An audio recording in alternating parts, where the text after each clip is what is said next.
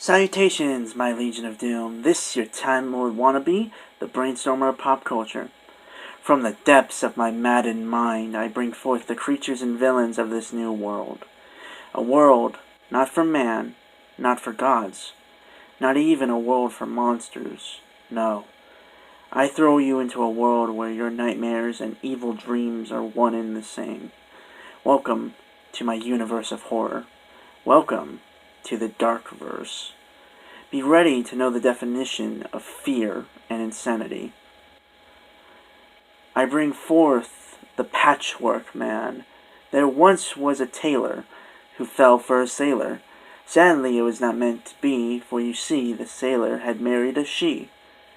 This broke the tailor's heart, and when he found the sailor's wife, he took her apart. Essentially a slasher of Victorian era. Classic slashers like Michael Myers and Jason Voorhees specifically inspired him. I would technically follow a lot of the tropes of the standard slasher flick, mostly following tropes like the silent stalker, first-person POV, and actually that's pretty much it. But I think, it'd be kind of different because it would be more of a period piece in the guise of a horror movie. And so we move on. So I bring forth another creature of my world of twisted evil. Sandra the Seamstress. Sandra Bella was once the top model of Divine Lady magazine, one of the most popular fashion magazines in the world, until she was involved in a car crash. She lived, but her face was horribly scarred, forcing her to live a secluded life.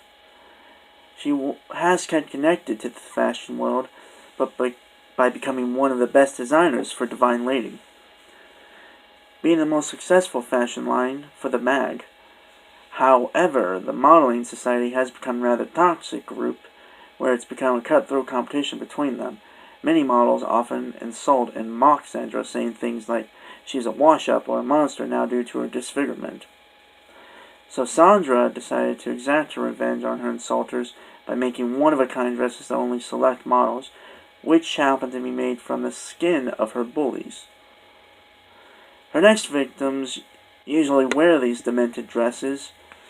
I was really inspired by body horror like Human Centipede, and making it a psychological horror due to the fact that the victims, when they would find out that they were wearing other people, it would honestly be totally horrifying. So this other killer, this monster of my world, is a serial killer known as the Red Author, and he makes a living writing acclaimed horror book series called Murderous Hobbies, which tell the story of a serial killer writing all of his actions as an autobiography. Now, one man is able to figure the connection out to these stories to real-life murders, and tries to tell people, but they just say maybe the author took inspiration from it. It's basically a murder mystery detective story with little elements of horror. This is actually more based on Stephen King than anything else, because, Stephen King's totally horrifying. And we have Elijah Comber, the Gator Boy, a young man of the southern Louisiana in the late 1940s to early 1950s. Born with a skin disease known as ichthyosis vulgaris, which makes him look like he has scales. For most of his life, he stayed hidden with his family in their Bayou home. He was able to venture out in New Orleans and see the vibrant life of the city up close. Later, he met a group of teenagers, and this one girl, Emma Graw, who does make a special connection with him early on. Now, this really isn't a horror movie, as it is a tragic romance. It has elements of horror, and that's pretty much it. Inspiration comes from one of my favorite directors, Guillermo del Toro, especially his movie Shape of Water and the concept of the monster protagonist. And lastly, we have the narrator of these films, Thaddeus Lake. And he comes in to the beginning and the end, introducing the story and inspired by Hannibal Lecter. He's quite mysterious and always asks you, the viewer, do you dream?